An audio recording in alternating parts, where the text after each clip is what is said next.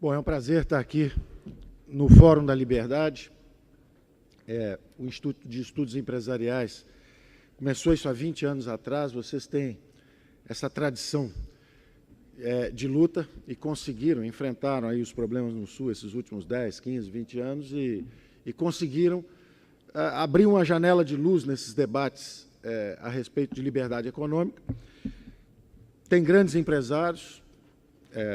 O Gerdau é um campeão da liberdade há anos, defende isso, antes até da empresa ser tão grande e forte como é hoje, ele já era um liberal, e é um exemplo de comportamento, como empreendedor, como líder de comunidade, e, para mim, é sempre um motivo de satisfação estar aqui, porque eu me sinto em casa, realmente, do ponto de vista intelectual.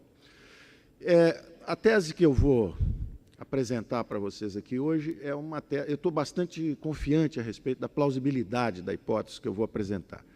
E nós somos prisioneiros cognitivos, para usar a linguagem do professor Douglas North, que é o prêmio Nobel, que nós tivemos o prazer também de assistir aqui ontem.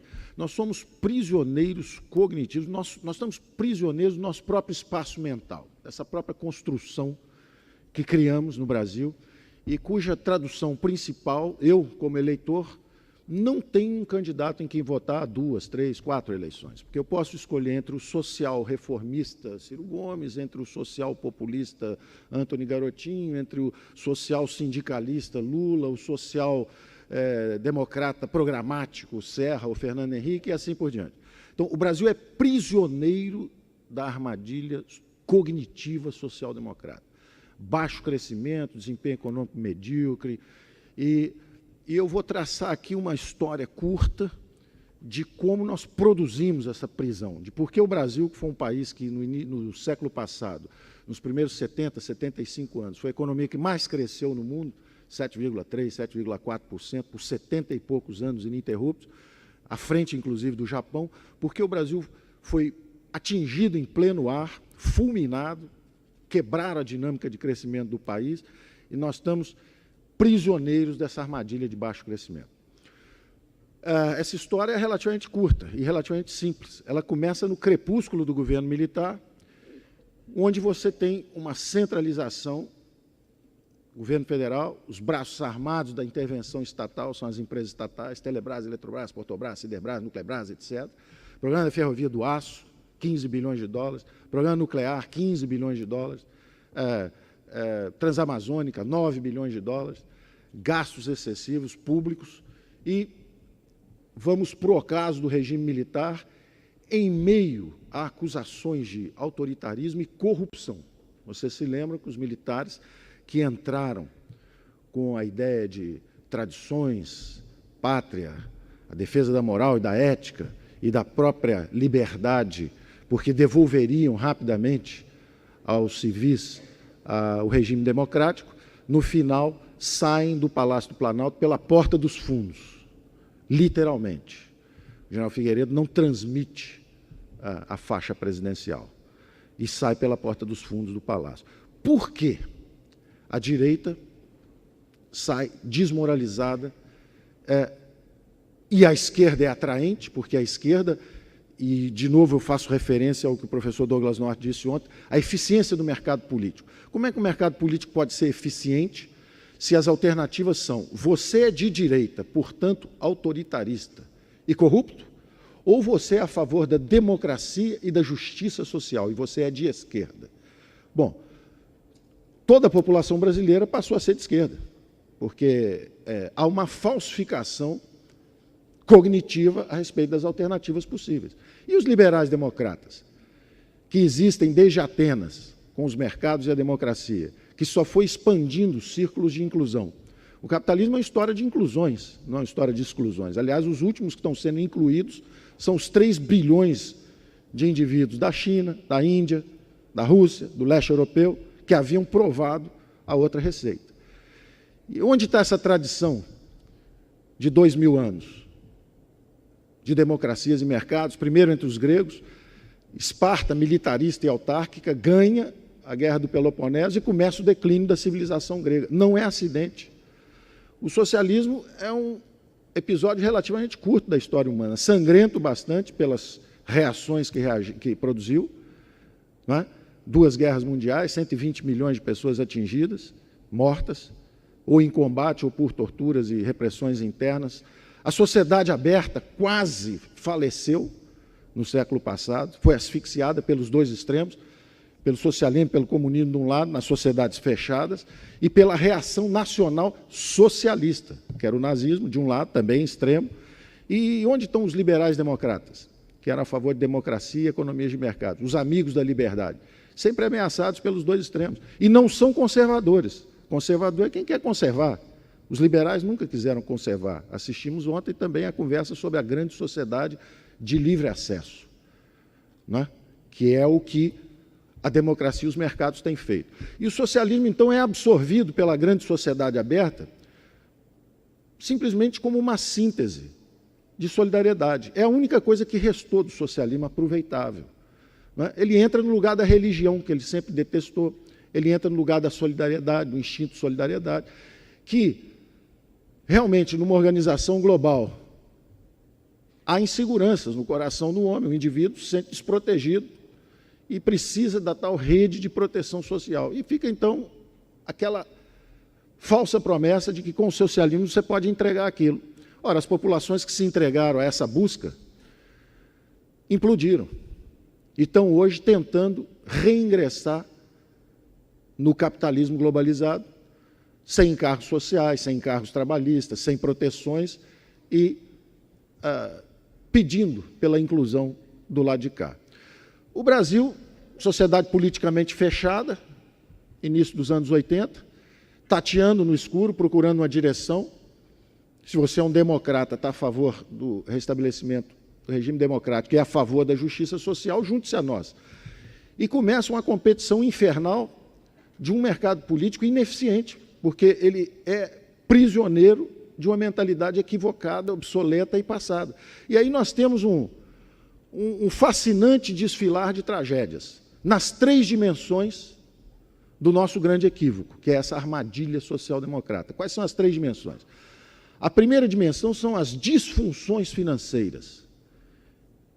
Então, vamos examinar orçamentos, a história dos orçamentos aí nesses últimos 20 anos, as 2 décadas de democracia. A primeira grande onda intervencionista vem com os militares, que levam os gastos públicos para 22%, 23%, 24% do PIB. E, como vimos, investindo em capital físico, instalações industriais, máquinas e equipamentos. O capital humano jogado para o lado. Educação, saúde, habitação, segurança, justiça, esse troço para o lado. E o que a gente tem realmente são grandes empresas estatais e grandes projetos federais. Na hora que você abre politicamente, a pressão social é colossal, pelo resgate da dívida social, né? As desigualdades de oportunidades. De um lado, políticos inebriados, em busca do poder finalmente atingido com a abertura política. De outro lado, jovens economistas inexperientes, incultos e em busca da fama e do sucesso fácil. Oferecem soluções rápidas, sem reforma do Estado, sem explicitar esse conflito de reforma do Estado que seria necessário e que nós não fizemos até hoje. Vende-se uma receita fácil. É só congelar preços, usar uma âncora cambial, fazer uma tablita de conversão, está feito o plano cruzado. É uma falsificação da realidade. É como viabilizar a classe política gastar mais, oferecendo uma solução inorgânica, disfuncional, falsa.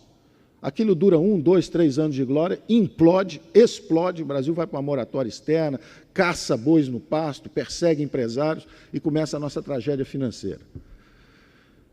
Saímos daquilo ali, vamos para outra disfunção. Aprendemos que não podemos usar a política monetária irresponsavelmente, nem dar o calote externo. Então agora vamos usar a política monetária.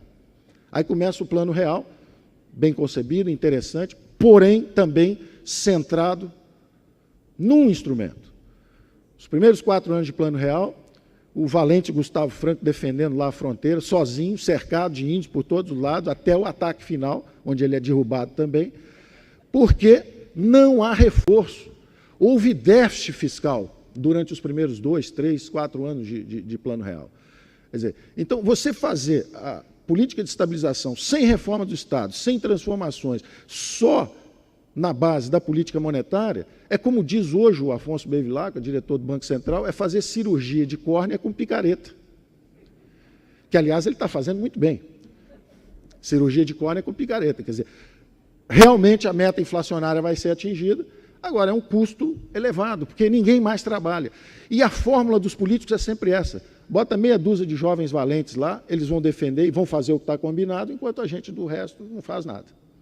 Essa tem sido a forma de defesa da classe política brasileira. É um espremedor de suco de jovens talentos. Os economistas são exprimidos, um a um, viram suco, são usados, enquanto se perpetuam os mesmos políticos lá em cima. E eles vão oscilando. E aí a gente passa tendo analisado essas disfunções são claras. Se você gasta muito, primeiro você causa uma hiperinflação. Aí você aprende, não posso emitir moeda.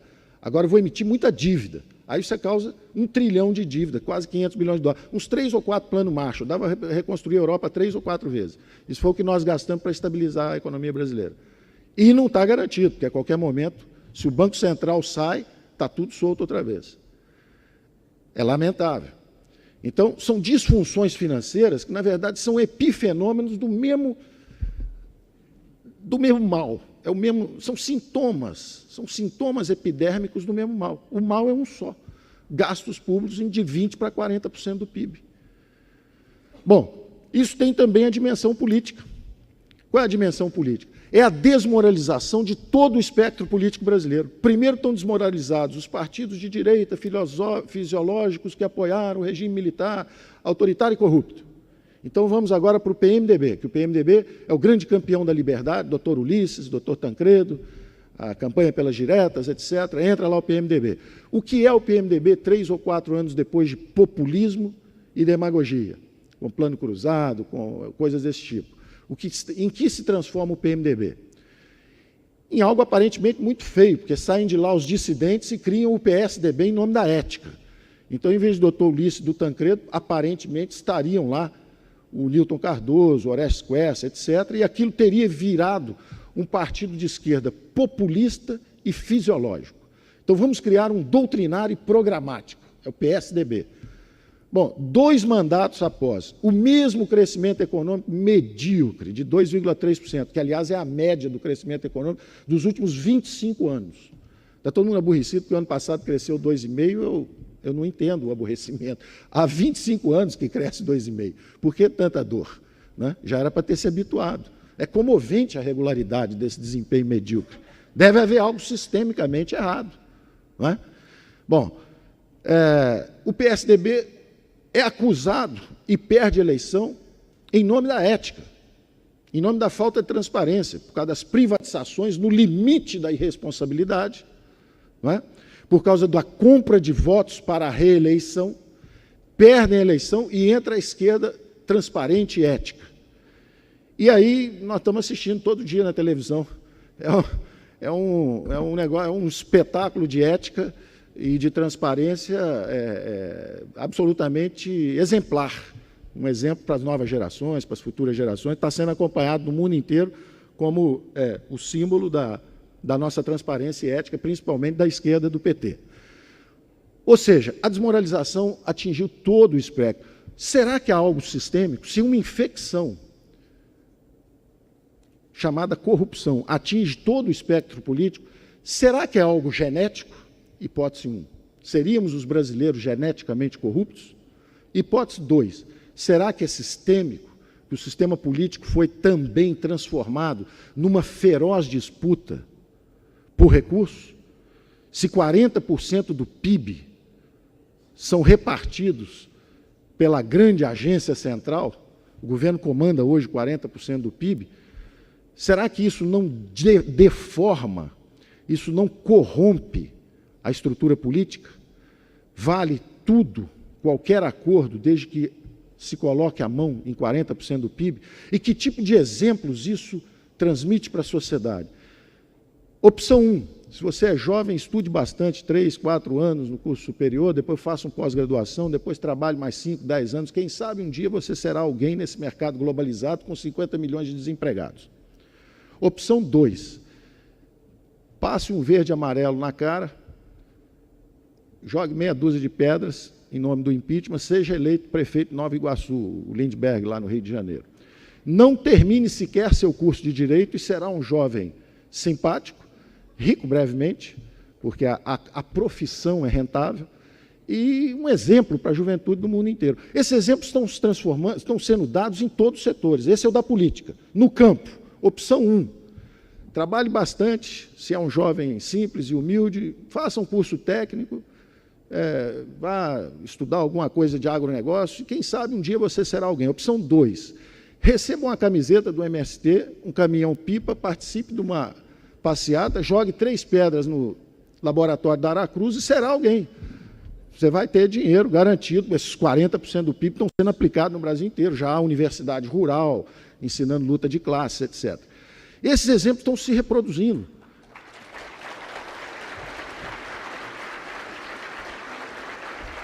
Empresarialmente é a mesma coisa. Opção 1, lute competitivamente no seu mercado e compita com 80 milhões de brasileiros por uma fatia. Opção 2, vá a Brasília, consiga um contrato de fornecimento de material para o Exército, um contrato de fornecimento. Inclusive, se você for estagiário do INSS, você pode, em 3 semanas, conseguir um golpe de 3 milhões de reais. Se você já tiver mais tempo de prática, 10 anos, 15 anos, você pode fazer como a Georgina, são 100 milhões.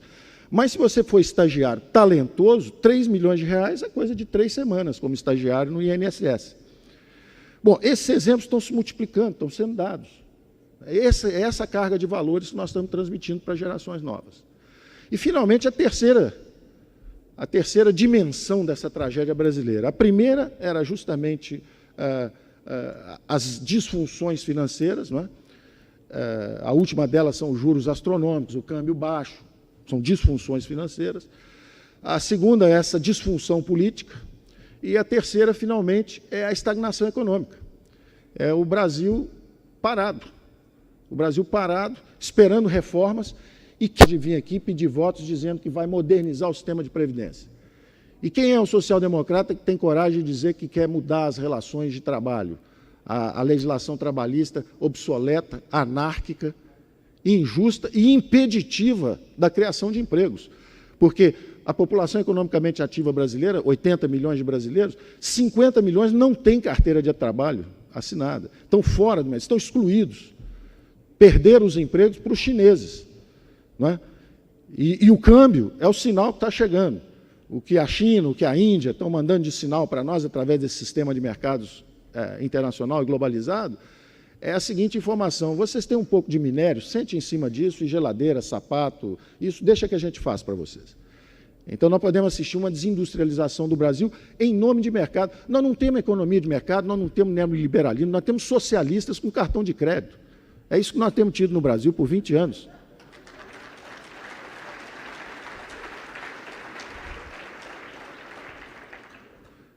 E hoje, o desafio da estagnação econômica é o seguinte: você tem uma bola de ferro na perna direita, que é excesso de impostos, a bola de ferro na esquerda, juros elevados. As mãos amarradas são os encargos sociais e trabalhistas. E alguém diz assim: agora corre que o chinês vai te pegar. É isso que nós estamos vivendo. Então, eu fico por aqui, em termos de tempo, volto ao assunto depois, mas o que nós precisamos justamente é escapar desses limites cognitivos da social-democracia brasileira. Nós precisamos da liberal-democracia, que foi o que produziu a reconstrução da Alemanha e do Japão no pós-guerra. Na Alemanha, o caso clássico do Ludwig Erhard, sendo atacado e combatido a cada medida, quando liberou os preços, quando fez a reforma trabalhista, quando mexeu na lei salarial, cada medida era fustigada, moção de desconfiança. Por quem?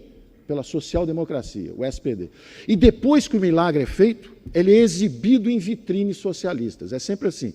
Quer dizer, tem o Ludwig Erhard, 10 anos, conserta a Alemanha e projeta para cima. Aí entra o Willy Brandt e a social-democracia e exibem os produtos da reforma liberal em vitrines sociais-democratas, porque a reforma é tão poderosa que você pode exibir por 15, 20 anos, antes de dar problema de novo.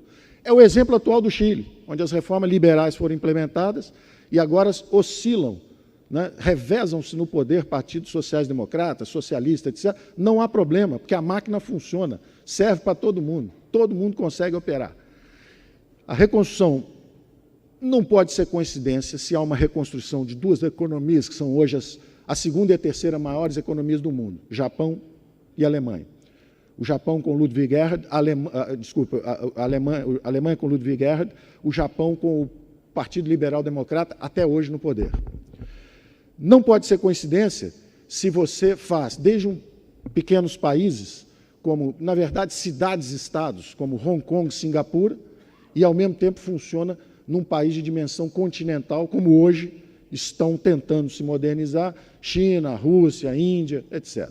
Não pode ser coincidência se a reestruturação econômica das economias anglo-saxãs, Estados Unidos de Reagan, Inglaterra de Thatcher, estavam descendo, os Estados Unidos perdendo a competição para os japoneses, início dos anos 80, e a Inglaterra, depois do trabalhismo, desaparecendo, correndo o risco de perder uma guerra com a Argentina, imagine, o problema dramático deles. Né? E, de repente, aquilo renasce e se dá o luxo de abrir mão do euro, fala, não, eu vou ficar fora porque vocês aí são meio complicados. E está fora e virou umas economias, se reergueu. A economia inglesa é outra economia hoje, uma das menores taxas de desemprego, grande crescimento econômico, quer dizer, ressuscitou, depois do trabalhismo inglês, a Inglaterra ressuscitou.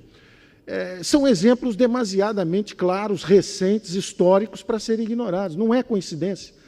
E a grande sociedade aberta, na verdade, por uma concessão dos que tiveram a vitória intelectual, porque, na verdade, não houve empate, não, houve a derrota do socialismo como um equívoco intelectual. A paz do coração, perfeito. Solidariedade, utopia, irmandade, tudo isso será preservado.